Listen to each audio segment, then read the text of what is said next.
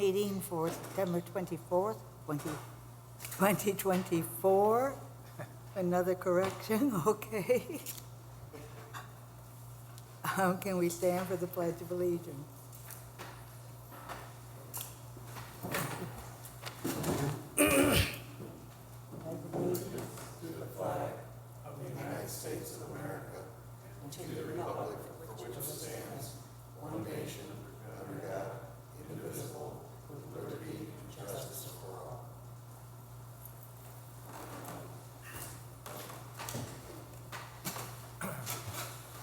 Madam Chairperson, Yes. I'd like to officially welcome our new member of the Board of Zoning Appeals, Mr. Dan Faulkner, right? He is replacing Victor Lopez, who has gone on to bigger and better things. Oh, what could be better? Oh, geez, come on. And actually, you know, I think we're all going to miss Victor. Victor was here for a short time, but was, you know, a very good member.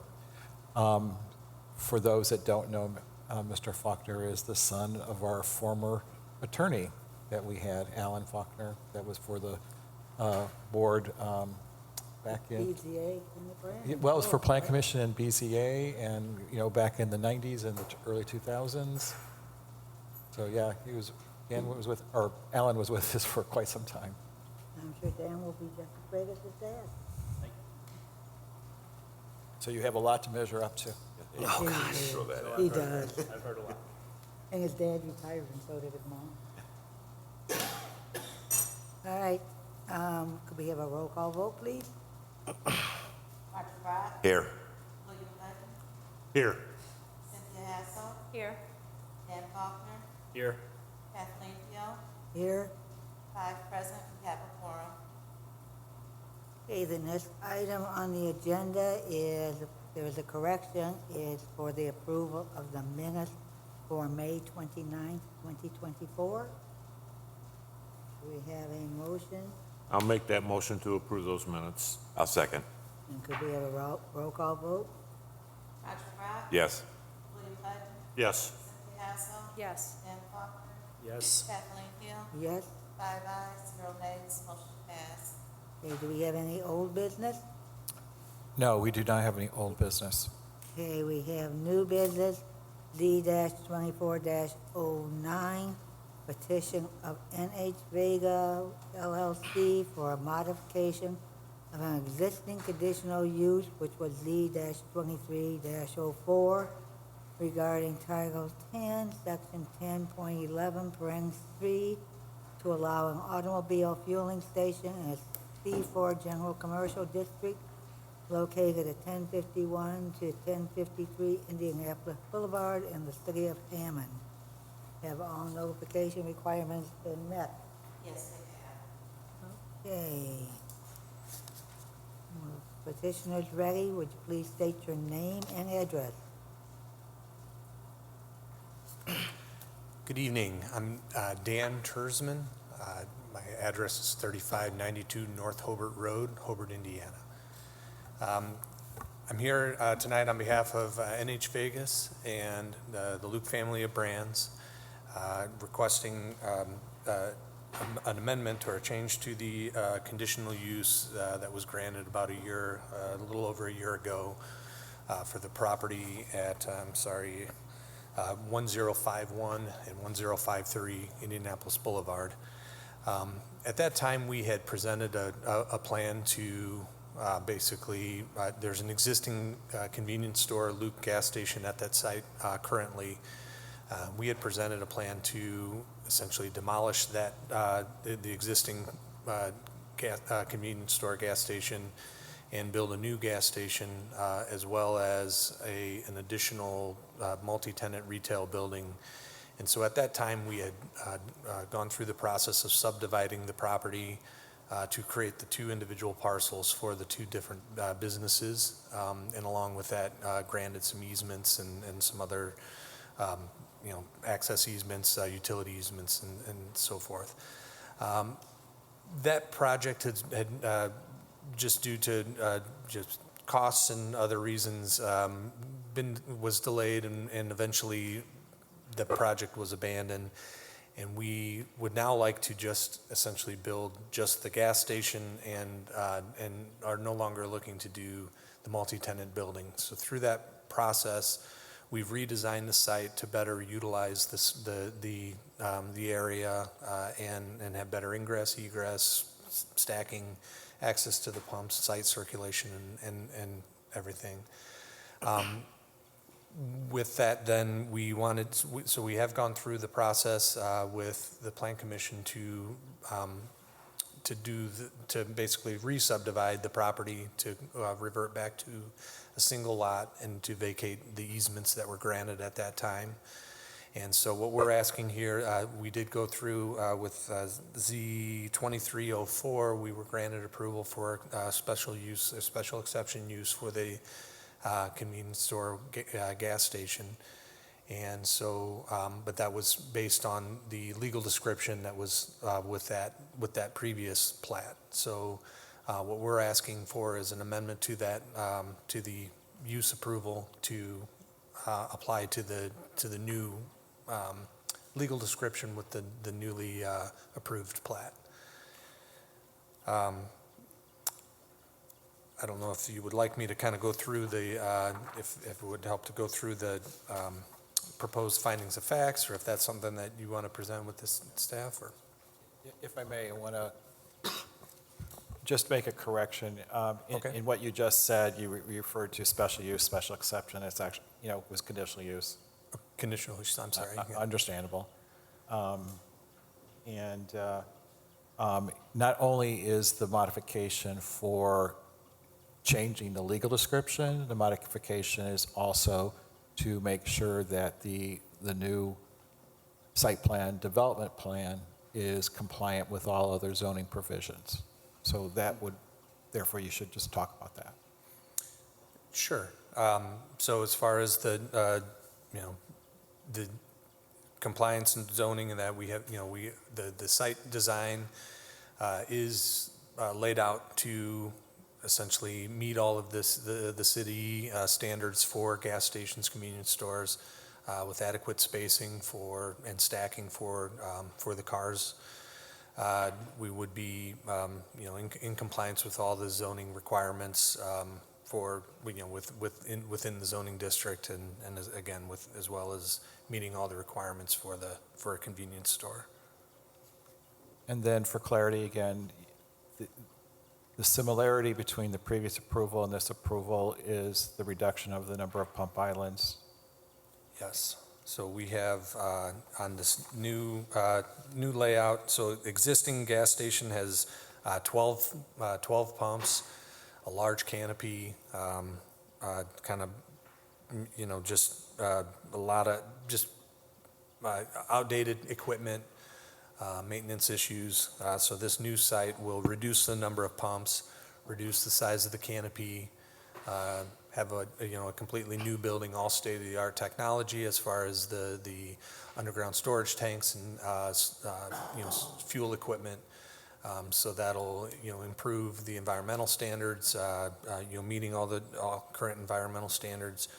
The convenience store will be our standard Luke prototype design, which is a clean contemporary look, which I think will be all masonry structure, which will be very much in keeping with the surrounding businesses and the design aesthetic that was created in the nearby PUD district of the Marina District development.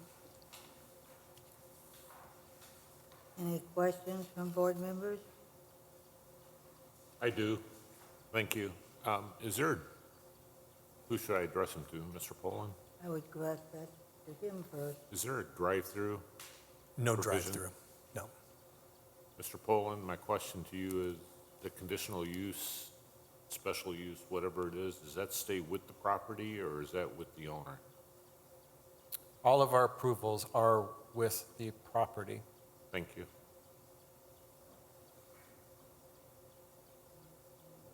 Okay, anybody else? I have a few. You will be covering landscaping and improvements for that, correct? Yes, correct. So we would be, again, this is what we're requesting is the approval of the use. So we would still need to meet all the zoning, requirements in that as far, in order to get, site plan approval and building permits. So it would be our intent to meet those requirements. So we're not asking for a variance or any variances or anything With the of that sort. underground tanks and that, is that basically a new upgrade on all of that, where the containment of anything will be taken care of and all that? Yes, so the tanks that are in the ground are currently, they're code compliant, they were code compliant at the time. There's no leaks present or anything like that, so there are no, current imminent dangers or anything like that. But, it's just older technology, so they're single-wall fiberglass tanks. The new technology is double-wall fiberglass tanks, and so there's what they call an interstitial layer that basically can be monitored. So if there were any leak, there's basically a secondary layer of protection to contain that leak so it would never get into the groundwater system, and that interstitial layer then can be monitored. And so if there were ever any kind of, damage or leak, you would know before it would ever, cause And that- contamination. So that's a newer technology that's come out that would be what is installed in this, as well as all the fuel supply lines that go from the tanks then to the dispensers. Those are also contained within, a containment system that, so again, if there ever were any issues or leaks and fittings or anything like that, those would be detected and contained immediately. That would be immediately detected Exactly. within the business itself. then. Exactly, so it's an added safety feature that is now available that wasn't at the time when the original tanks were installed. Now, is there any improvement in regard to as far as trash or dumpsters or anything like that? So I can't honestly recall exactly what's at the current site, but I can tell you on the new site, it'll be an all masonry enclosure. So the design of the enclosure will be utilizing the same building materials as the building itself. So it'll be an all masonry enclosure with steel doors, and that's kind of located to the side rear of the building. So it's not a highly visible spot, and so yes, it certainly meets the zoning ordinance, or it exceeds the requirements of the zoning ordinance. Okay. Anybody else have any other questions?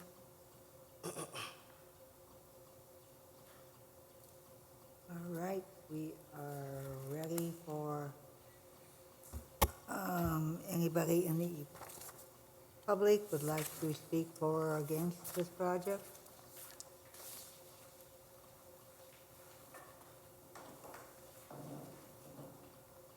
Anyone in the audience? All right, then, yes, Anyone online? pardon? Ask anyone online, Oh, I'm sorry. I didn't see anybody online except the, but ask anyone. okay, we have, it looks like maybe 2 people online. Just ask if anybody. Anybody online that would like to speak for or against?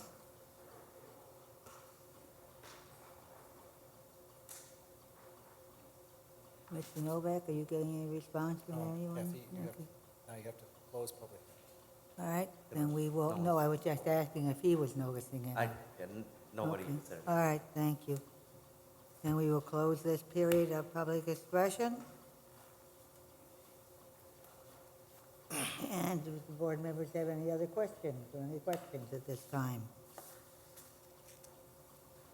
Then we will go into. Staff has some points Oh. that we need to bring out. The staff has questions? Yes. Okay. Okay, That's to bring not the on our agenda. attention of the petitioner and the board, comments that we are making in our staff report that I want to bring out. We talked about, or the report is going to talks about the location of the 3 parking spaces that are along Indianapolis Boulevard. You need those 3 spaces in order to meet your minimum requirements. but the location of those spaces are in essentially way too far away from the building, where I'm not sure if they really serve any useful purpose. We had suggested in the staff report that they could be relocated to one of two locations on the northerly side of the property, to the north of the pump islands. There may be a place there that those three parallel spaces could be relocated. If not, where the three perpendicular spaces are to the north side of the building are directly opposite of that location into that landscaped area.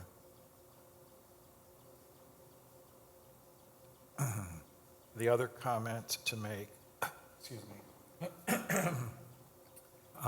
for the board and everybody's understanding, this property is located in the Marina Redevelopment District.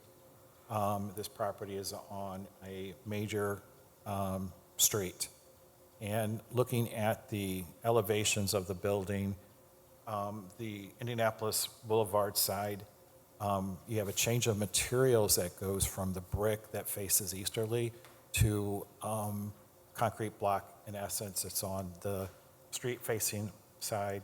So we're concerned about the use of a lesser material facing the public street, and are recommending that that material be changed to the brick that matches the easterly facing side. There's another provision in the zoning ordinance that talks about the street-facing facade has to have a certain amount of fenestration, equal to 5% of that wall surface. If you may recall, when we were discussing the upgraded station on Indianapolis Boulevard at 173rd Street, we had a lot of discussion about they were introducing actually windows that you could view out. We discussed, in that particular case, there were some shelving units and other things that basically blocked those windows. And we had this whole discussion about how the floor plan would have been revised in order to make sure that those windows were not blocked. We also discussed that the second set of windows, which basically backed up to, I believe, the freezer units, that a faux window would be put there. So in that particular facade, then you have a symmetrical facade, two sets of windows, one real, so to speak, and one faux with some type of dark glass of some kind that would, you wouldn't view through, but it would still have the framework as if it was a window. And so that is one of the things that I've talked about in the staff report, that's what we'd like to, to be comparable to what we've just recently approved, to have those two changes made to the design of the building and then the parking space relocation that I talked about.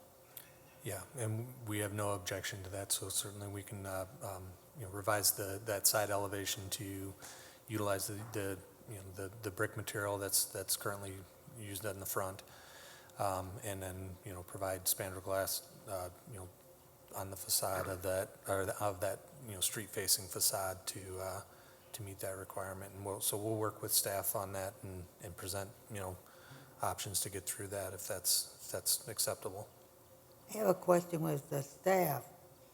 I know as far as parking for a convenience store, you want it as close as possible, but are they required to have these spaces that close to the convenience store, or can a customer walk the distance if they want to go into the convenience store? Well, I mean, for all practical purposes, unfortunately, in this day and age, people don't like to walk very far from their parking space to get into a building. So that is really more of the practical reality, that you do have your parking spaces as close to the primary entrance. That's just, convention, I suppose, if you want to call But it it's that. not required, so if people want to do steps, they can walk. I'm saying, I've already stated that the staff recommendation is those spaces are to be moved to one of the two locations. Okay.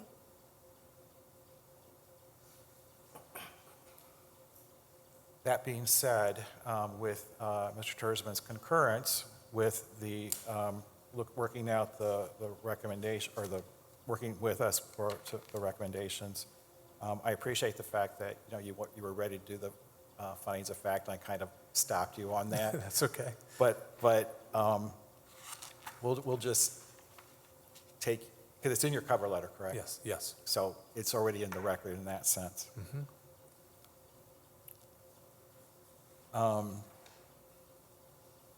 Therefore, staff recommendation is that staff has reviewed the petitioner's request and recommends that the Could we have a motion to Oh, I'm have sorry. the staff report read? We're taking care of it? Sure, I thought I was already there, but okay, Oh, I think you stopped us for your question or comment. okay, no All right. problem.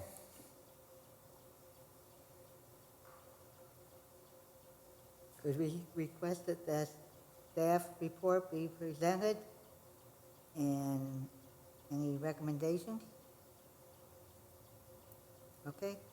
Are you doing the staff report, Mr. Boland? Yes, I am. Okay. All right, staff has reviewed the petitioner's request and recommends that the BZA grant the modification of the conditional use should the board feel the petitioner has met the standards subject to, 1, finalization and recording of the new subdivision plat, 2, technical review and final approval of the site and building plans by city staff, including but not limited to the ADA spaces, compliance with the ADA guidelines, relocation of the 3 spaces, and the facade fenestration and materials. 3, the submittal and final approval of the photometric plan. 4, the confirmatory review by HDEM for the oil water separator and the emergency response plan. 5, no outdoor displays of tires nor any other wares to be allowed. And then I'm going to amend that by saying that the spandrel glass should not be used as a place for signage.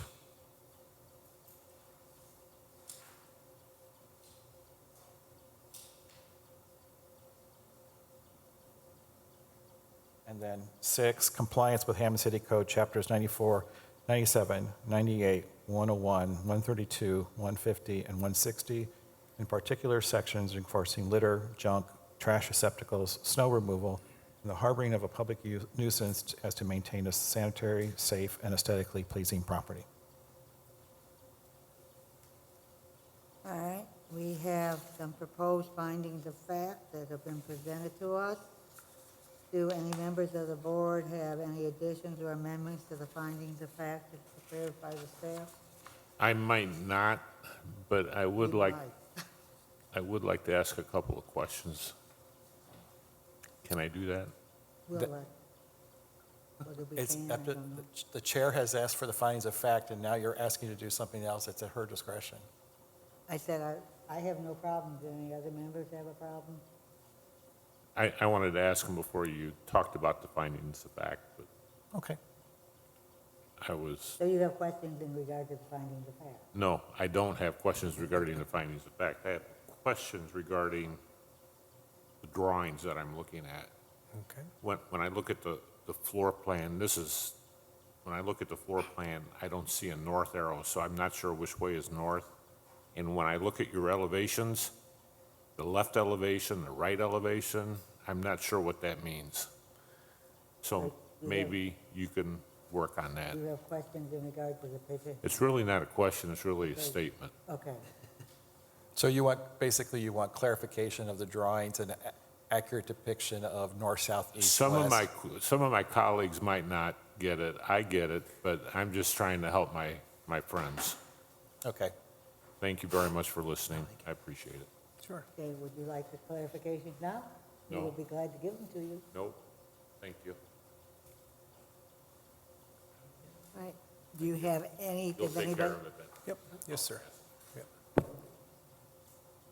does anybody have any questions, concerns, or adjustments, or recommendations for the staff proposed findings of fact?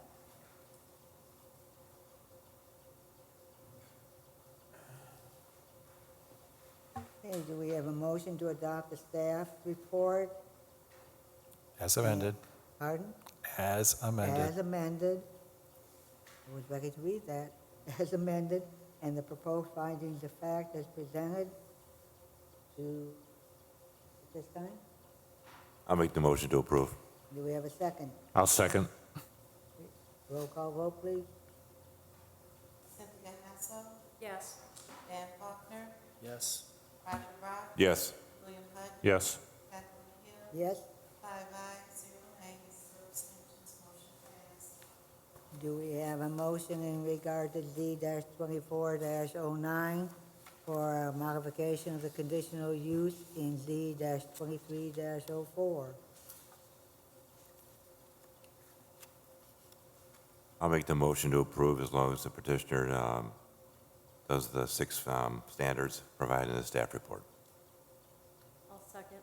We have a motion and a second. Roll call vote. Cynthia Hassel, Yes. Dan Faulkner, Yes. Roger Brock, Yes. William Hutton, Yes. Kathleen Hill, Yes. 5 ayes, 0 nays, 0 abstentions, motion passed. Okay. Thank you very much. Good luck. When you going to start?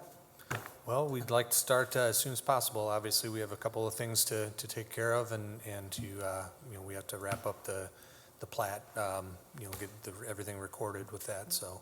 And so you will be meeting with the board, with the staff in regard to any changes or That's correct. recommendations? Yeah, so most likely at this point of the year, we'll probably start first thing, in the spring, as early as possible in the spring, and Depends on the weather.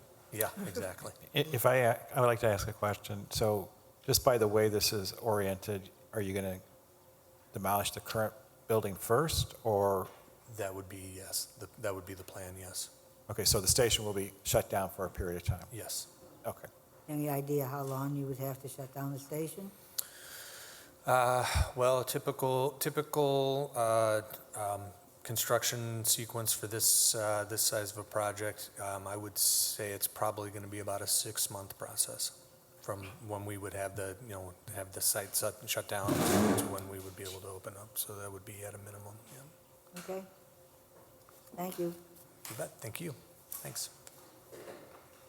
Now we have Z-24-10, petition of Gatehouse Hammond LLC for conditional use regarding Title 3, Section 3.11, parens 1, via Title 2, Section 2.11, parens 5, to allow a community residence in a R1U urban single-family residential district located at 6923 through 6931 Marshall Avenue in the city of Hammond. Have all the requirements been met? Yes, they have. Good evening, Board. I'm Dan Kozlowski. I'm the pro bono attorney for the petitioner. That's here tonight, Gatehouse Hammond. Can we have your address, please?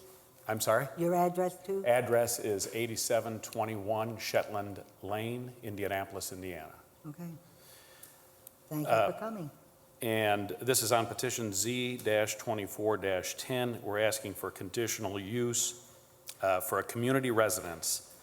Up to 24, we're looking for a residence, a conversion of an abandoned church to be able to house up to 24 women who are recovering from addiction. The church has been abandoned, we think, for about 15 years. In a lot of respects, we got lucky on the design. I think you guys have the design. Our designer is here. I'm going to introduce the folks I'm with for questions. But all the work that would have to be done to convert the church is all on the inside, is all interior, very little on the outside, other than compliance with ADA, which Mr. Poland had brought up. With me today is the Executive Director of Gatehouse Hammond, Leslie McCormick, who I'm going to introduce in a second. Bruce Kajawa, our designer, and you see his work in your packets over here. Here's Bruce, who will answer questions. And also Ron Shabai, who's a treasurer and a board member on Gatehouse Hammond.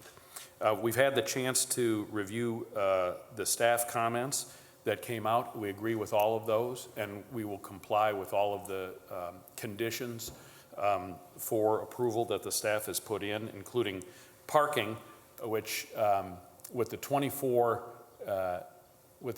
residents, keep in mind, very few of them will have privately owned vehicles. They're here for a short period of time This facility is to assist in their recovery.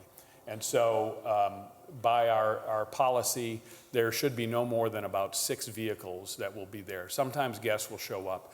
The parking lot, which will be configured to have, I believe it's 21 spaces. I know it said 19.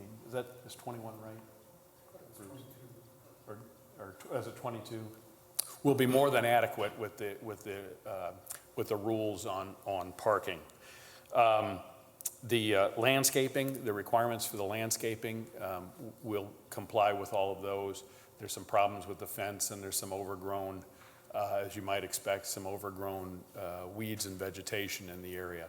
But we feel, and our request is that Hammond see this as an opportunity to take a chance on an organization that's been in business for a while.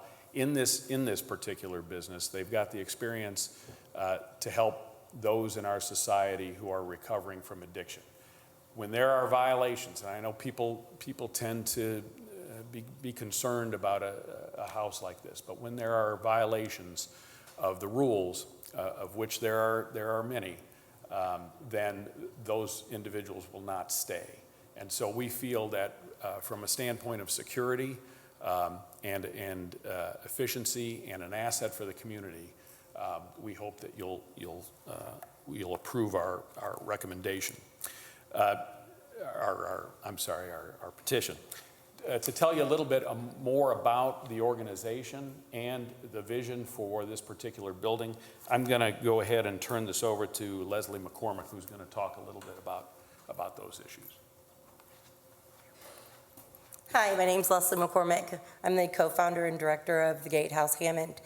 The I'm vision, going to interrupt you first. Sure. Sign in and put your address down, state your address. No, the sheet, I think, is at It's on the other side of the podium. Yeah, just make sure.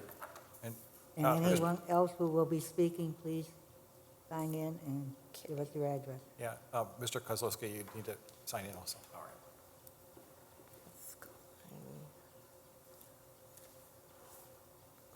It's a little awkward when we have 2 podiums. okay, Go ahead. Sorry for the interruption. no problem.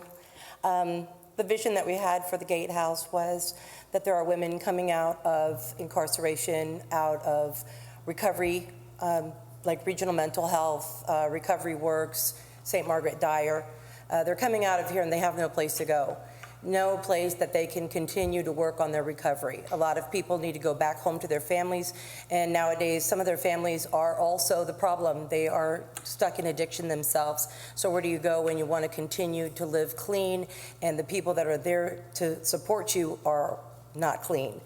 So we get a lot of girls coming out of rehab or incarceration that want to continue on this path of recovery.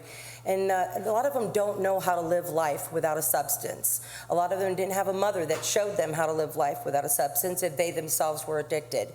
So sober living is exactly what it means. It's sober living. They learn to get up in the morning, make their beds, have a schedule, have a job, be responsible for their bills, be responsible for visiting with their children. A lot of the girls come in with DCFS cases, and so they're trying to get their children back. We don't say you should have your child back. We say that you should work hard to get your child back because our children are innocent in the addiction area. So a lot of these girls, they have to jump through the hoops. They have to be able to pass drug tests, hold employment, go to visit their children as specified, do drug drops, and then only then are they allowed to have community visits. And what we were hoping for with a bigger building was to have a nice, safe, large area where the children could come and play when they come to visit their mom. You know, because the houses that we are in now are just homes, and so in order to visit with your child, it's either the living room or a yard, and some of these houses don't have a large yard, so the child is confined to this little space. We wanted to be able to have women that were pregnant. We have had requests from women who are pregnant that don't want to give birth and not be clean because they will take their children from them. We don't have the space for that because a woman and child takes up the room of 2 people, of 2 residents. So in order to give up a whole residence for a baby and a mom, we'd need to lower our overhead. And a bigger building would allow us to do that we would be able to take in a pregnant woman, see her through the pregnancy, into birth, and then into it like at least a year, that the child would be able to stay with her for up to a year until she's got substantial sobriety to go out into the world and support her child. These are big things. I know they don't seem like a lot to people that are already doing it, but for the person who's recovering, it is a big deal. We're so used to asking for help, asking our parents, asking anybody for money. The big deal for us is we don't allow them to ask their parents for money. They're allowed to have assistance for that first month, and after that, they need to have gainful employment. They need to be able to pay their fees and be self-supporting through their own contributions. And that's why a lot of them, when they come in, don't have a driver's license, much less a car. And those are the things that we're working toward, is for them to be able to be mobile eventually. And also, if they haven't finished high school, we encourage them to get their GED and then to go on to either Ivy Tech or some sort of college, because minimum wage is not going to support a single mom and her child. So those are our vision, those are our plans, what we want for the community, for these girls that are coming in. And a lot of them are local. There are local girls from Northwest Indiana.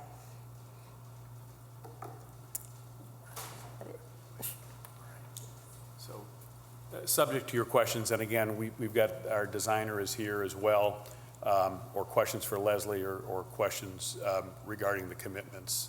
Subject to your questions, that concludes our presentation. Okay. Board members have any questions? I'm sorry, thank you. The ages of the girls? The typical ages of a girl in recovery is between mid-30s to early 50s. So at this time, we have about 4 women who are in their 50s. A lot more of them are 45 to 50. 35 seems to be the average age that a girl is coming in, and very few 20-year-olds. The youngest we had was 19, and that was our mom that came in that was 7 months pregnant, but she is now 21 and doing well, so. Thank you. Thanks. A follow-up. Okay, you mentioned as far as there is no staff present at night. At night, but we have our senior residents, the girls that have been in the house. We have several girls that have no place to go after finishing the program. So some of our ladies have been with us up to 5 years. Their family is gone. One of our ladies is going blind. She has a congenital defect. And so she's on property. She is a senior resident. She is like a house mother. She makes sure that the girls are in at curfew, make sure that their chores are done. The only thing is that she doesn't drive. So this way, this solves 2 things. She's not alone. She doesn't need to go into assisted living. And so she's able to be there for the girls, make sure that dinner's made, make sure that the rules are followed. That's what we deal with as senior residents. It is like peer support. But Denise and I, who's my partner, we are there every day. These girls see us in meetings, they see us at the house. I think they cringe when they see us coming, but they see us every day. And we are kind of like mom and dad, they equate it, so. So that is 7 days a week then too, that you were in there. Yeah, so and the building being closer to where we live, we would be able to be there in a matter of minutes. Being now that there's the house in North Hammond and the one in Wildwood, I usually have to jump on 90 and book it through there. But this way, they're just one exit away from me, and they're just down the street from Denise. And so we can be there in a matter of seconds when they have a problem. But luckily, over the past 6 years, we have not had a problem that we needed to be there in a split second. Have you ever had any more than, I think you were requesting 24 residents? No, the most we've ever had was 18. And that is us being completely full and not having any more space.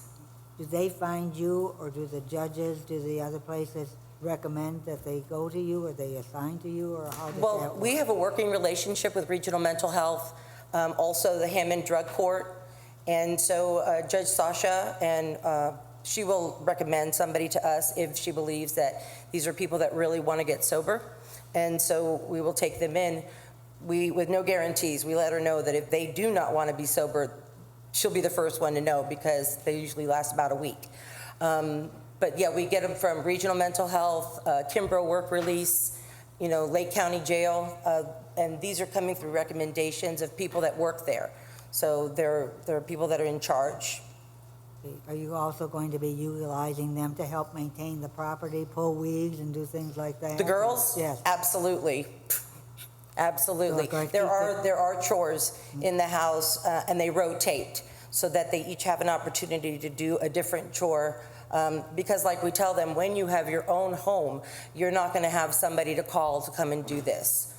So they need to learn how to do it by themselves. Any other, Mr. Faulkner? So you mentioned this is short-term, right? Short-term in that it's not for life. The minimum requirement is 6 months. They need to make a minimum commitment of 6 months. It takes that long for us to start thinking straight. Once you get the drugs and the alcohol out of the body, we're still not thinking quite right. They'll come in, they know they've made a commitment of 6 months. After the 6 months is up, a lot of them will say, you know what, I need to stay a little bit longer. They can stay up to 2 years. But in order to stay that long, they need to be doing really well, working with a sponsor, working steps, and doing everything they're supposed to be doing. And just one follow-up, Attorney Kozlowski, you mentioned that there was a lot of rule violations.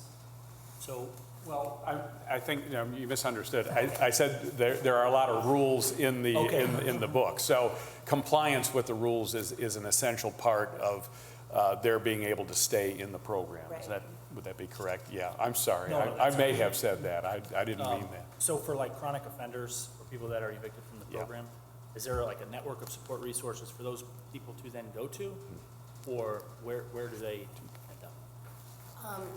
If they leave. So, unfortunately, no, there isn't. And people that are coming in and they're court ordered, they're usually going to go back to jail. And I don't have a problem with that. In fact, when they are court ordered, it's a lot easier for me because I have something to say, listen, if you don't comply, it's either here or it's Lake County Jail. And this is a lot nicer, right? But the rules are about the same. There's curfews and there's things that are expected of them. But unfortunately, when a girl makes a decision to leave because of a boyfriend or because she thinks that she can do this all by herself, they have a tendency to die. And we know that. We know what awaits them when they leave our house.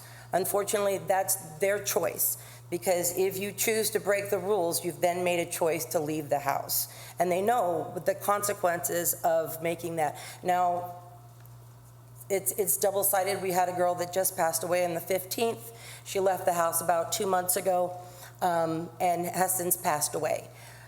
It works like a double-edged sword. I'm sorry for the loss of Sammy, but the girls see that because they were friends with her, they shared a room with her, and they see what happens when you leave the safety of the house and you're not ready. They also have the benefit of seeing girls that have left the house after 24 months. They get their children back, they have their own place, and they're being self-supporting. So they see both sides. They see women who are successful when they follow the rules, and then they see what happens when you break the rules, that the consequences are swift and sometimes not very pleasant. How long have you been doing this? Pardon me? How long have you been doing this? 6 years. Yes. So you've seen a lot of good cases and bad cases. So I've been in recovery for 16 years, and I've only been working with other girls in the recovery home, but I've used to go into Kimbrough and work with the girls there. And so, yes, I have seen a lot of girls that have made the choice to go back out, and I have been to a lot of funerals. And it's very difficult because a lot of them are so young, and they leave behind children who are then now being raised by their grandparents. So it is a burden on everybody when an addict or an alcoholic decide to go back out. Yeah. Okay. Staff has a question. Yes. Okay, I have a couple of questions. Just to clarify, I know it was stated that the average age was 35, but I think the important and I think you said you had someone who was 19. But just for clarity in the records, you are only taking adults of legal age, which would be 18 and older. So you're not taking children. the children are from Yes. the... Well, except for, well, Yeah, children we're of That's coming to correct. visit, right. Non-adults are not qualified to stay there. That is Okay. correct. And then Attorney Kozlowski, just, it was something that she said, we had discussed and established, it's not the Hammond Drug Court, it is That's the right. drug court that is at the Lake County office on Russell Street, so it's not Hammond as far as City of Hammond. Yes, sir, right. Habits die hard, so that was the old terminology, but that's correct. I think we've got the right terminology in your report, so as far as the referral, that's correct. Okay, Chair, Madam Chair, there's a I do question. have one Yeah. clarifying question. So this is only women eligible or 18 and over. But in the case of this 19-year-old, she had a child who then resided at the home. Well, Is that- she resided at the home before the child was born. She came in 7 months pregnant, and that commitment of 6 months, and plus her husband was on, he was on probation, and because he was a felon, she couldn't be with him at the time. He wasn't allowed to have anybody in the house. So she wasn't allowed to go back with him. So what she did was she stayed with us in order to get sober until he decided to join a program. I believe he has since joined a program in Delphi, and he and she are both still sober. But she wasn't going to go back until he was trying to work a program. The whole point was that she was using during her pregnancy, and she was told that if the baby was born addicted, that they would take the baby away from her. So she came back to us because she had been with us before and had gone to jail. So this time she came back 7 months pregnant. She gave birth, and we allowed her to stay with the baby because it wasn't safe for her to go home as of yet. So children who are born will be able to stay. Right. I mean, we would like to take women who are pregnant because it's very difficult. They don't have any place to go. They need to be monitored, and they need to stay clean. And so if we have them, I mean, we have one room set aside for a woman and child because it is a big responsibility. And, it takes a village to raise a child. And if you could see our little Gabriel, he was raised with 18 moms, grabbing him up and picking him up and taking care of him. And in the meantime, we taught her what it was expected of a mom, because a lot of them don't have their own moms, or they weren't raised that way. They were raised in the system. A lot of them went to girls' school before they got to be, a certain age. So they do look up to us more like parents. We teach them everyday living, bank accounts. You would think that would be a no-brainer. They don't. They don't have bank accounts. They have Wisely cards. They don't have any of the things that correspond with being an adult. So teaching someone to be a mom is a big deal because now she's on her second little boy. She's pregnant again, and everything is going fine. So, I mean, that's a win. We're going to mark it as a win on our side. Yeah, so it's safe to say the only exception to the child rule would be newborns for a certain period of time. Right. Okay. For a certain, because there is a place near South Bend, I believe, that has a place for women and children, and that would be our first choice. But if it's a situation that they're still pregnant and they want to give birth clean, we would take them in. But the ideal would be for them to go to the place that deals with moms and children. And not to belabor this point any further, but I'm going to assume that someone 17 and younger who has an addiction has different options to help them get through recovery? Well, they're still minors, so their parents can still force them into rehab, and there are places for teenagers. There are mental wards, and there are drug units for teenagers. It's once we get past that legal age that they kind of let you go on your own. Your parents no longer have a say in what you do, and so, yeah, we take adults. Okay. So do some of the children, I don't call them children, they're children to me, but do some of them assign themselves to you? Can they, or does they have to come through the court or for mental health? Well, sometimes when you get a phone call from somebody that needs help, and we always recommend that they go to detox first, so we recommend that they go to St. Margaret Dyer.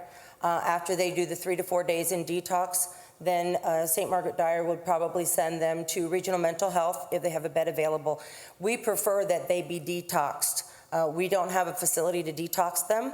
It's in their best interest medically to be detoxed and to have it out of their system, because we're sober living, and you can't start learning how to live if you're still shaking and barely holding food down. So we try to get them preferably at 28 days after program, because now they've had enough time to get it out of their system.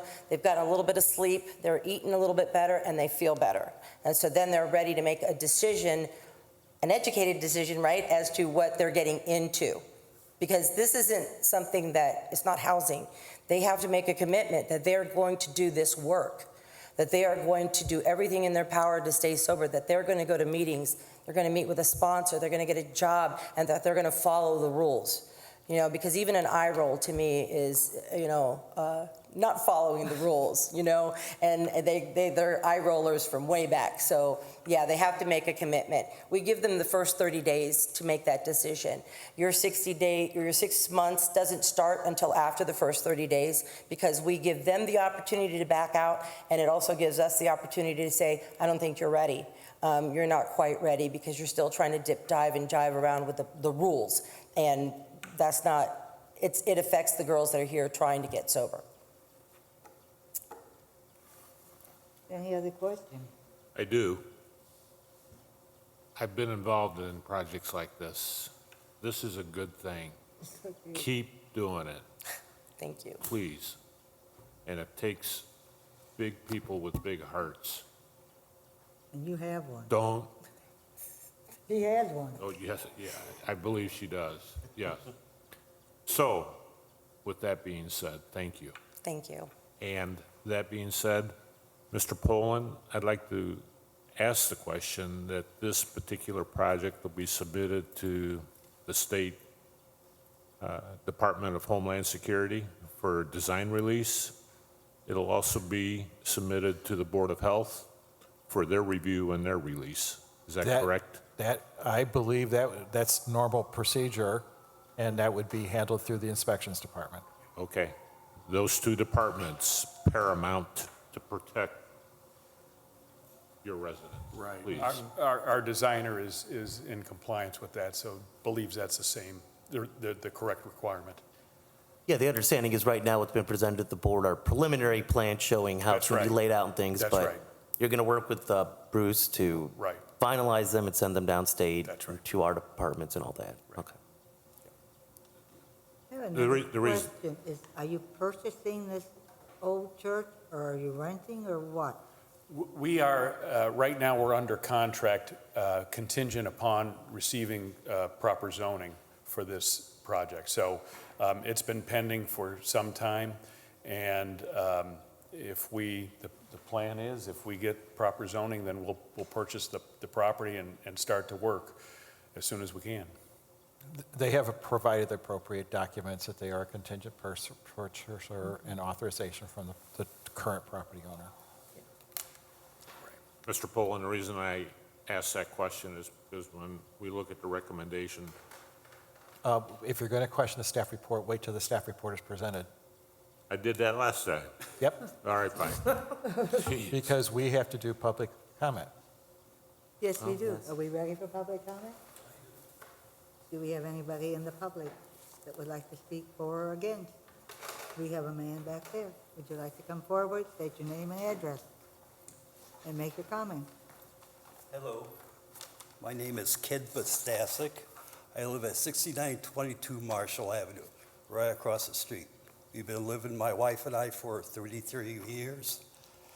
And I'm so happy that something's going to happen with this church. I don't know why it's considered a church, because it's been abandoned for 20 years. There's been so many code violations without permits, so for over 20 years, it's abandoned.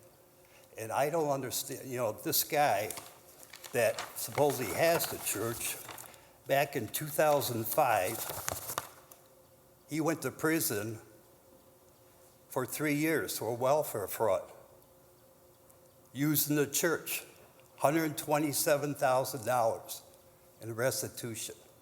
That's 2005. It's been nothing going on there. But that's his character. He doesn't care. But the thing I have a question is, it's considered a church. It's just an abandoned building. So how can he, all these years, to be tax exempt?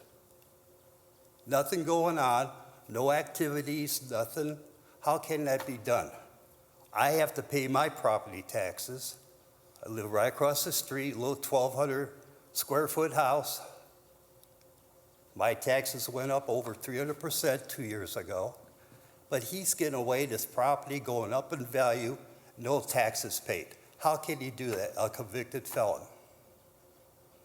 And who's going to pay the $127,000? Where does that come from? I would say that goes to something or goes into abandoned property, then goes on a tax thing. What? I'm speaking. Go ahead. We're taking their comments. Yes, I'm sorry, And then we'll come Mr. back and Poland. respond to them. Okay. Anything else? No, Are you for what's going on, I'm though? all for it. Okay. I'm glad it'll be taken care of. Like I said, it's such an eyesore.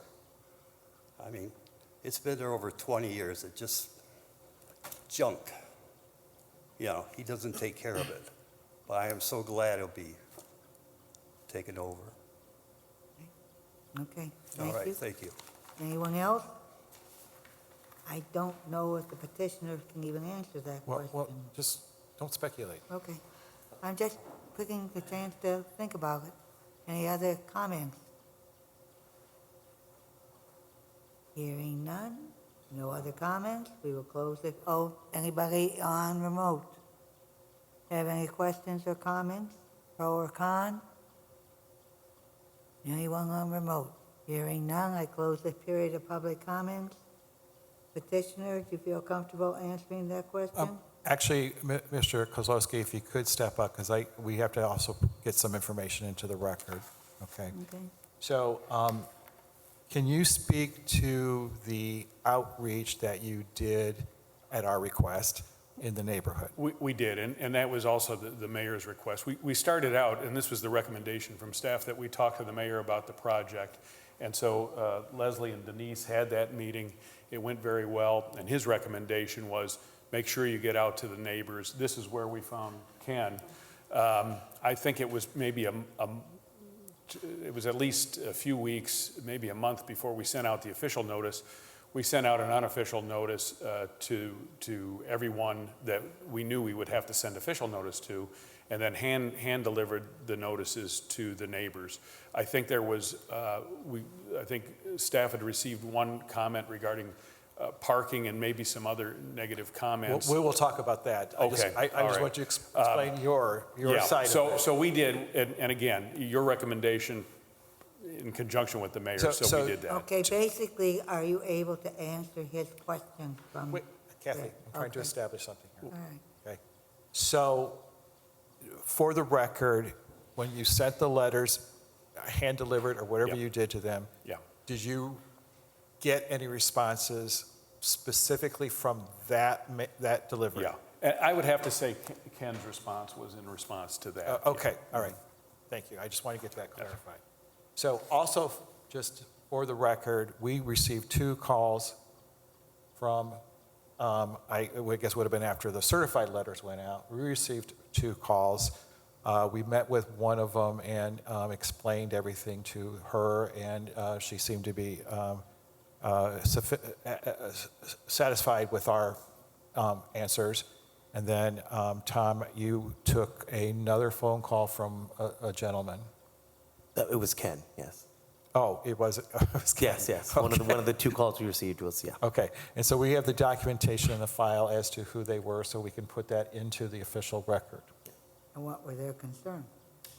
I believe I answered that. Yeah, the one lady had traffic concerns and conduct of the tenants concerns and density concerns, things like that. And, if they'd be able to complete the project, things like that. And she did take a look at the plans and. Okay, so going back to the question that was posed that I'm not sure if you can answer.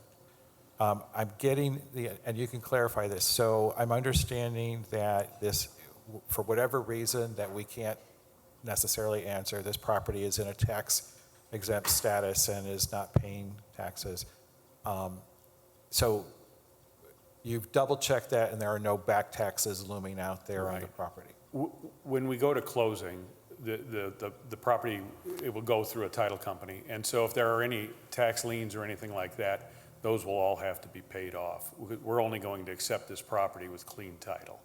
So I can't speak to what organizations or what government entities might have a lien against that property, but whatever it will be, we won't take title to it until those matters are cleared up or paid with the proceeds.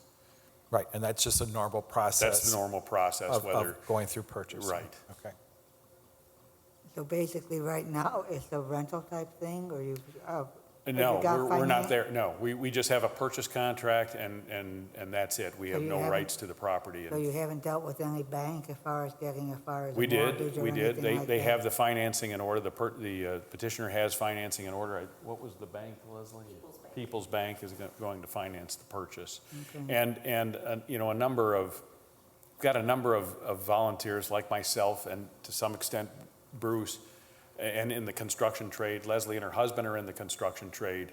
And so that's the kind of group effort that's going to be able to get this thing taken care of. Well, I would think the bank itself, when you've dealt with it, would know if there was a lien or anything. That's right, that's right.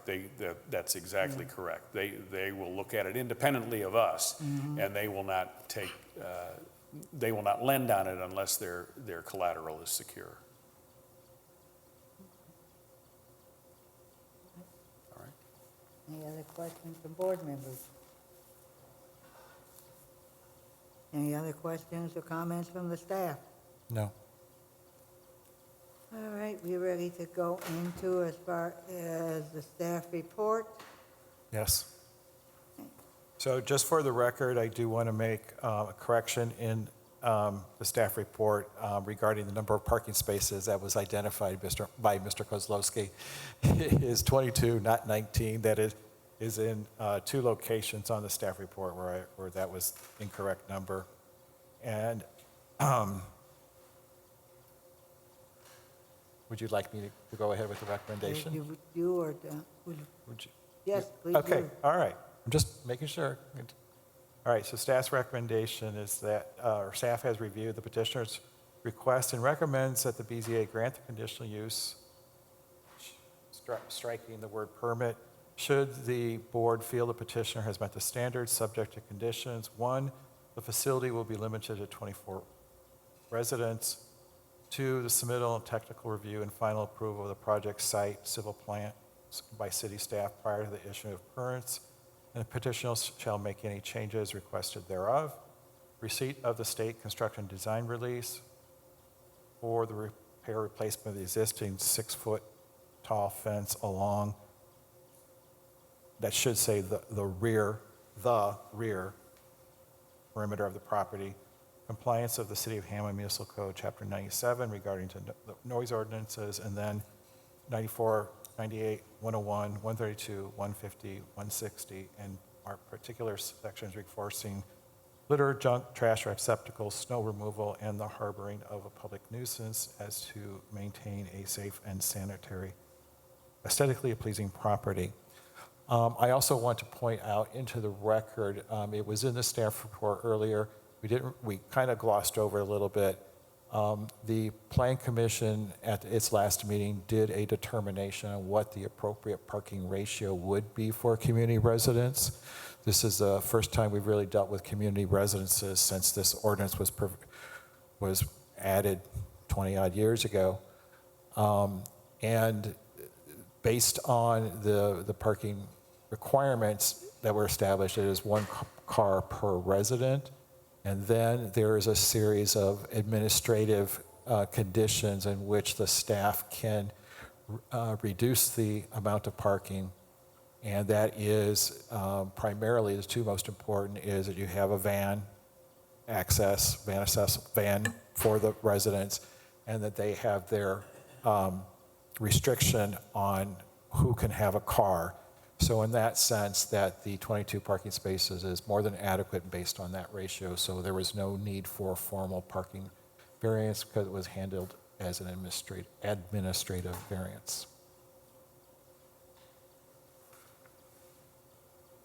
Any questions in regard to the staff report and its recommendation? I do have a question.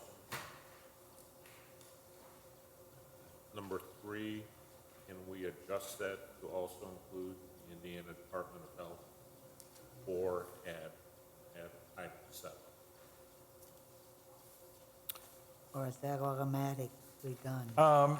You know, I have no objections to making that as an amendment to number 3 in the staff reports. For clarity, I think it's be automatically done, but for the record, I think your point is well taken, that we will amend number 3 to say, and the Department of Health.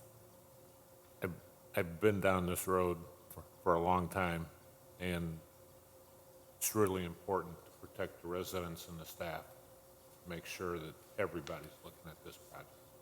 Please. Thank you. Okay, thanks.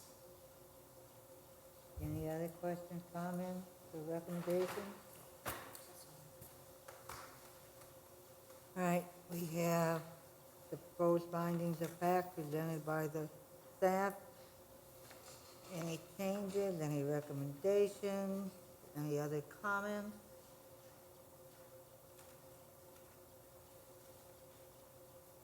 Hearing none, do we have, a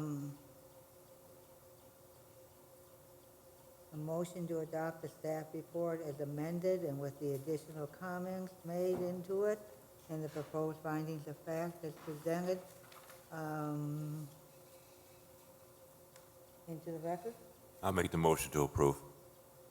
We have a second. I'll second. We have a motion and a second. We have a roll call vote, please. Cynthia Hassel, Yes. Dan Faulkner, Yes. Roger Brock, Yes. William Hutton, Yes. Kathleen Hill. Yes? 5 ayes, 0 nays, 0 abstentions, motion passed. Okay, we have. Thank you, Board. Oh, wait, we're not done yet. We're Hold not on. done yet. Got one more thing before you guys leave, unless you don't want to hear about it. Do we have a motion in regard to approve the or deny the conditional use for Z-24-10 for community residents in a R1U district? We have a motion to approve with the conditions and the I'll second. and the changes, okay? And we have a second. We have a motion and a second. Roll call vote. Cynthia Hassel, Yes. Dan Faulkner, Yes. Roger Brock, Yes. William Hutton, Yes. Kathleen Hill. Yes.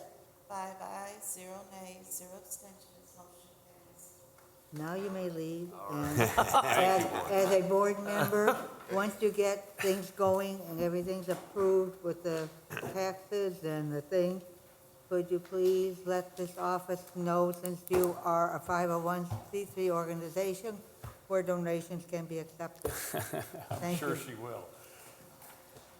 Go ahead, Leslie, if you want to speak to that. Just say your thank yous for donating. And good luck. Thank you And so keep up- much. And keep up the good work. Thank you so much. It's really hard to herd cats, and to have the girls in one place would be so much easier. Thank you so much for considering us. Thank you for being here, and I appreciate it. It's been a long road, and I'm sure that there's more to come, but thank you so much. You're doing the hard part. Thank you. All right, any commissioner comments? Just welcome to Mr. Faulkner. Any staff comment? Tom, we have things for the next meeting? Potentially, we may have an event space. We may have a single-family residence on a sub-minimum lot. There's a couple that may be coming up in October, yes. Okay, and then the date of that meeting, just so we all know for sure? Let's see. Nothing's been going on too much with the place, has it? October 29th, Okay. October 29th. October 29th, and then just as a reminder, in particular to our new member, when it comes to November, still Cynthia too, in November, for November and December, we combine those meetings to the first Tuesday of December, because those fall at our holidays. okay with you, or? you And wanna if make that's a- not good, let them, you know as soon as possible. And then, Dan, we'll have to set up a time, and I can get you a lot of documents and basic training stuff, just because of the quickness of your appointment, we haven't really had a chance to do that. So I'll try and work with your schedule and have that sit down with you. Talk to your dad, too. What's that? Talk to your dad. Oh, You know a lot. All right. Any public comments? My dad, too. All right. No, I'm telling you. Do we have a motion to adjourn? I make that motion. Second. We have a motion and a second. All in favor, signify by saying aye. Aye. Have a nice evening. So we should have a meeting at the end of October. Yeah, maybe 2 or 3.